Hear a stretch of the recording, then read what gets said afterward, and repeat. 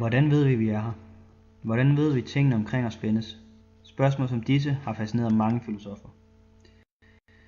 Denne video vil beskæftige sig med filosoffen René Descartes og David Hume og deres forhold til omverdensproblemer. René Descartes blev født i år 1650 og var en fransk filosof og matematiker.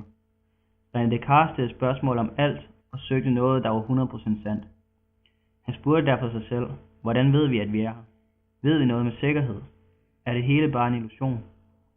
Han kom frem til, at vi ikke kan stole på vores sanser, fordi de kan snydes.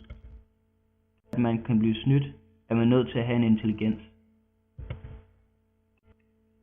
Kan man snyde noget uden en intelligens? Kan man snyde en sten? Stenen kan ikke blive snydt af dæmonen, fordi stenen ikke tænker. Ergo må man være til for at blive snydt. Cogito ergo sum. Jeg tænker, derfor er jeg. Med andre ord var det for Descartes intellektet og tankerne, der var i centrum. Lige modsat var det for David Hume. David Hume var en skotsk filosof og historiker. Hume satte sig til at undersøge, hvordan man ved noget er til. Hume var en rendyrket empirist og undersøgte problemstillingen ved hjælp af observationer. Hume mente, at det eneste vi kan stole på, er det vi kan observere. Mennesket bruger sine sanser til at observere. Man ved derfor ikke, om noget er til, før man har undersøgt det. Ergo må mennesket være født uden viden. Tabula rasa.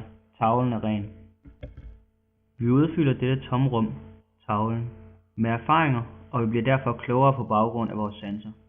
Eksempelvis kan man kun vide, hvordan en tomatplante ser ud, hvis man kan se den eller har set den før.